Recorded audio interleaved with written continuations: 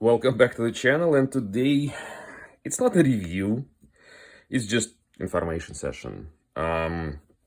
Look what I got for sharpening. Those are a few knives which I got from my neighbor sharpening customer, and those ones like a vintage kitchen knives by Wostenholm and Son, which are made in Sheffield, England, out of stainless steel.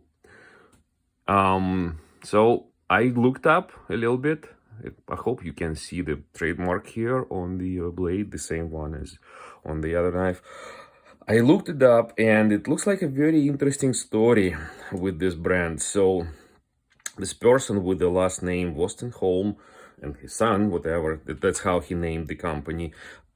He was a very successful merchant who was bringing to USA from England, from Sheffield. He was bringing a lot of knives, cutlery, razors, and so on in the middle of 19th century, pretty much in those times.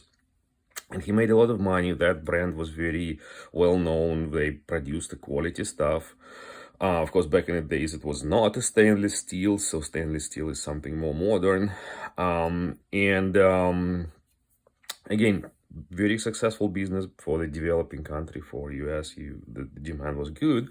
And then, of course, local makers in USA, especially in New England, in Massachusetts, they made, of course, a big competition to the knives made abroad. And of course, US would be kind of like against the imported stuff. Why pay to other country when you can produce the stuff in-house? And the competition was stronger, and he kind of didn't make enough money out of that market anymore. Tried to do different markets, didn't go well, and of course that brand was then later down the road was sold to another company which could use that brand. So that's a story about it. So very interesting. I will link a couple articles which I was able to quickly find from Sheffield. I'll link them. If you have time, read about it. Very interesting. And by the way, if you don't know what Sheffield is a town in England where it used to be a lot of steel making, knife making, and so on. They probably still have something remaining, but not as much as centuries ago. But they keep the history. There are museums. I still plan to go there to Sheffield. Didn't have time yet to get there. It's kind of like Zollingen in Germany. That's what I can say. So those two knives are very strange in one hand, but I don't know exactly when they are made because they don't stamp a year here. It is more recent production, of course. I don't think, especially the stainless steel and those kind of integrated hollow metal handles, that what became possible to make, of course, the second part of 20th century. And again, we know that this brand is not the original, can be not the original Wostenholm production. It's just a trademark which was purchased by another company and so on. That's one thing. So those knives are very long handle. As you can see, they are longer than typical chef knife. So this one would be more like a slicing knife, and this is more like a chef knife, I think, by design, but with intent to be used on the board on the angle. So you see that the blade is angled towards the spine. I tried to use it. It's not as good, of course, as a very good modern chef knife. With this angle, it does give you kind of like, you see, like similar clearance. If we say this is your cutting board and this is your blade, you can see that there's a kind of similar clearance here between the cutting board and the handle comparing to this knife. But of course your heel of the edge is so far away, so you're not kind of being very how does I put this way, you're not effective with this type of geometry of a knife. Still can be used as a knife. It's very light for this very long knife, I think, because the steel here is like a lighter steel with the hollow handle. Interesting. So I did sharpen those knives. I created a new edge for them. Before me, of course, they were sharpened not very well. But I don't know whom. So I created new edge for them. They are very sharp right now. I don't know how much this steel will hold the edge. Probably it's not as good as a modern steel as well. So very interesting. There's another knife which I have from the same batch. Another very interesting thing. So this is knife.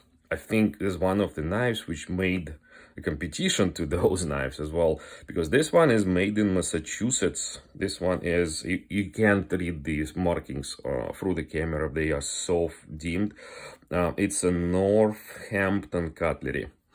Northampton is a town in central Massachusetts, somewhere around Amherst. I think it's just next to that. It's where in that central Massachusetts corridor, whatever you can call it, with the rivers, there were a lot of knife makers. They started to show up in again in the middle 19th century, I guess. So this knife is a competition to this knife. If this knife is really that old, then it probably has a little bit more value. Northampton Cutlery double shank steel, warranted. That's what those marks say. Of course, this one is not a stainless steel, as you can see. It's just a high carbon steel with the patina and the antler handle. Very traditional style of knife. Again, I think it was adopted through some European, English-made and French-made knives which were imported into US. So it is not the US design, it's definitely European design of the knife, but it's not made in US back in the days. So this is kind of history in front of us, how it was done, how it still exists. We can still use it. Again, I created a new edge for this knife. I removed the rust and stuff. This knife, of course, is missing all of those rings or whatever should be the spacers here between this. This is probably silver, kind of like a ring. It's not a bolster. It's, I don't know. It's just decoration element. This spacer here is almost gone. This spacer on this side is completely gone, and that's why the handle is a little bit curved up. So very interesting knife to have in my hands, and kind of like, this is what it was. All right, thanks for watching. I hope it was a little bit interesting to you. I will keep you with more information about the knives as I get them. By the way, if you look that far, I have a question. Maybe you can tell me if you know why a lot of those old knives have this upper swedge on one side. I don't know. Tell me if you know. Thanks for watching. Stay tuned for more knife adventures. Bye.